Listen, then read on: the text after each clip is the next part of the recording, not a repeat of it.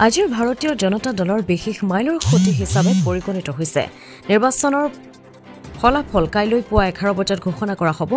কাইলৈ সভাপতিৰ দায়িত্বভাৰ গ্ৰহণ কৰিব মই আৰু ভৱেশ কলিতা দুয়ো দিলীপ শইকীয়াৰ নমিনেশ্যনত সমৰ্থন জনাইছো ভৱেশ কলিতাৰ নেতৃত্বত আমি 80 লাখৰো অধিক প্ৰাথমিক সদস্য পাবলৈ সক্ষম হৈছিলো ভৱেশ কলিতাৰ ৰাজ্যিক বিজেপিৰ প্ৰেৰণাৰ উৎস হৈ ৰব আগন্তুক 2026ৰ বিধানসভা নিৰ্বাচনত তেওঁলোকৰ নেতৃত্বই দলীয় কাম কাজসমূহ সম্পাদন কৰা হ'ব এই মন্তব্য আজি এক সংবাদমেল যোগে সদৰি কৰিছে মুখ্যমন্ত্ৰী হিমন্ত বিশ্ব শৰ্মাই জনতা পাৰ্টিৰ সংগঠন পৰ্বৰ এক বিশেষ মাইলৰ খুঁটা আজি আমি অতিক্ৰম কৰিলোঁ ৰাজ্যিক সভাপতিৰ নিৰ্বাচন এক প্ৰকাৰ আজি সমাপ্ত হ'ল অহাকালি দিনৰ 11:30 বজাত এই নিৰ্বাচনৰ ফলাফল ঘোষণা কৰা হ'ব আৰু নেশ্যনেল কাউন্সিলৰ মেম্বাৰসকলকো অহাকালি আনুষ্ঠানিকভাৱে ঘোষণা কৰা হ'ব অহাকালি নতুন ৰাজ্যিক সভাপতিয়ে দায়িত্বভাৰো গ্ৰহণ কৰিব আৰু সংগঠন পৰ্ব ৰাষ্ট্ৰীয় সভাপতি নিৰ্বাচন তালৈকে আমাৰ দলটো আগবাঢ়িব আজি আমাৰ আপোনালোক সকলোৱে জানে যে ৰাজ্যিক সভাপতি হিচাপে সাংসদ দিলীপ শইকীয়া ডাঙৰীয়াই মনোনয়ন পত্ৰ দাখিল কৰিছে ভৱেশ কলিতা ডাঙৰীয়া মই আমি সকলোৱে সেই নমিনেশ্যনত তেখেতক সমৰ্থন কৰিছোঁ আৰু সম্ভাৱনা আছে যে তেখেতে অহাকালি বিনা প্ৰতিদ্বন্দ্বিতাত নিৰ্বাচিত ভৱেশ কলিতা ডাঙৰীয়াই যোৱা 4টা বছৰ দলক সন্মুখৰ পৰা নেতৃত্ব দিলে লোকসভা নিৰ্বাচনত আমি বিজয়ী হ'লোঁ কেইবাটাও উপ নিৰ্বাচনত বিজয়ী হ'লোঁ পৌৰসভাৰ নিৰ্বাচনত আমি বিজয়ী হ'লোঁ আৰু ভৱেশ কলিতা ডাঙৰীয়াৰ নেতৃত্বতে ভাৰতীয় জনতা পাৰ্টীয়ে 80 লাখতকৈ অধিক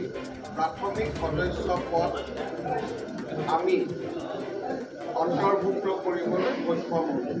মই ব্যক্তিগতভাৱেও ভৱেশ কলিতা ডাঙৰীয়াক অভিনন্দন জনাইছোঁ আৰু তেখেতৰ যি সেৱা দলৰ প্ৰতি সেই সেৱা যি আমাৰ দলৰ সদস্যসকলৰ বাবে কাৰ্যকৰ্তাসকলৰ বাবে এক প্ৰেৰণাৰ উৎস হৈ ৰ'ব ইয়াৰ লগে লগে আমাৰ ৰাষ্ট্ৰীয় সাধাৰণ সম্পাদক আছিল দিলীপ শইকীয়া ডাঙৰীয়া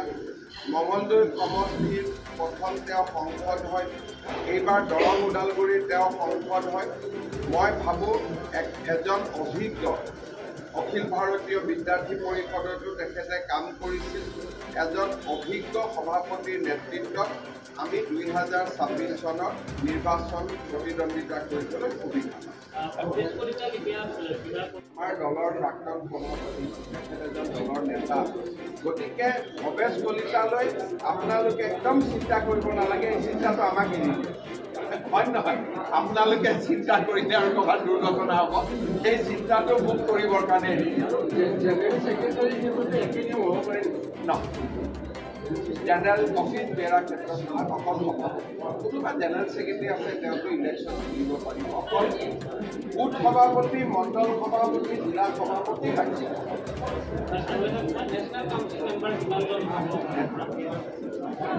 ইয়াত এটা কোটা আছে 24 জন যিমান সংসদ হয় তাৰ পৰা সংসদ যিমান 10% বিধায়ক যিমান হয় তাৰ পৰা 10% এনেকৈ এটা আৰু 14টা লোকসভাৰ কাৰণে 14জন নেশ্যনেল একেবাৰে ভালকৈ চব পৰিয়ালৰ দৰে আৰু এইবিলাক পূৰ্ব পৰিকল্পনা অনুসৰিয়ে এটা এটাকৈ হৈ গৈ ভৱেশ কলিতাটো এতিয়াও আগতেই থাকিব নহয় ভৱেশ কলিতা ডাঙৰীয়াৰ নেতৃত্বত আমি বহুতকেইটা ইলেকশ্যন দেখিছোঁ আৰু আজিও আমাৰ দলৰ প্ৰাক্তন সভাপতিসকলৰ মৰ্যাদা বহুত ওপৰত গতিকে ভৱেশ কলিতা আজিও আমাৰ দলৰ নেতা হৈয়ে থাকিব তেওঁ সন্মুখৰ পৰাই তেওঁ নেতৃত্ব দিব মণ্ডল সভাপতি আৰু জিলা সভাপতিৰ ক্ষেত্ৰত যেতিয়া সিদ্ধান্তটো লোৱা হৈছিলে সেই সময়ত কিন্তু ৰাজ্যিক সভাপতিৰ কথাটো কোৱা হোৱা নাছিলে প্ৰত্যেক কথা ষ্টেপ বাই ষ্টেপ আমি কওঁ আগতে কৈ থ'লে আপোনালোকেতো বহুত নাম উলিয়াই দিলেহেঁতেন অমুক সভাপতি হ'ব তমুক সভাপতি হ'ব গতিকে যেনেকৈ মন্ত্ৰীসভাৰ সম্প্ৰসাৰণৰ নামখিনি আপোনালোকে আগতে গম নাপায় দলৰ সভাপতিজনৰ বিষয়টো আমি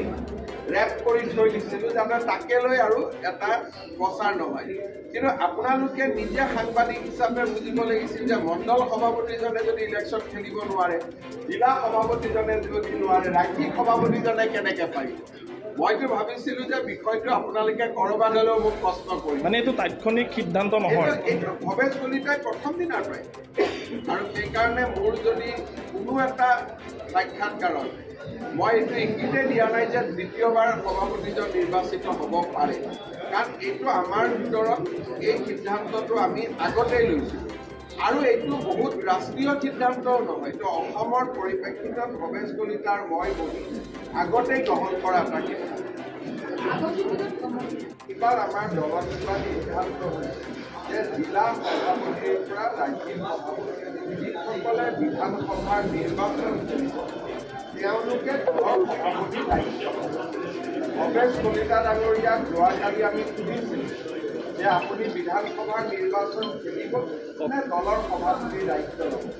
তেখেতে আমাক স্পষ্টভাৱে কৈছে যে ৰঙিয়াৰ জনসাধাৰণৰ প্ৰতি তেখেতৰ দায়বদ্ধতা আছে,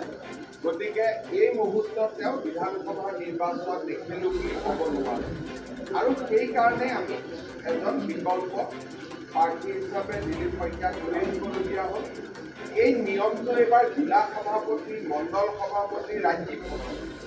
আমি সকলো ক্ষেত্ৰতে প্ৰয়োগ কৰিছোঁ যাতে যিকেইজন দলৰ সভাপতি তেওঁলোক যাতে বিধানসভাৰ প্ৰাৰ্থী নহয়। গতিকে যদি কালি ভৱেশ কলিতা ডাঙৰীয়াই ক'লেহেঁতেন যে মই প্ৰাৰ্থী নহওঁ,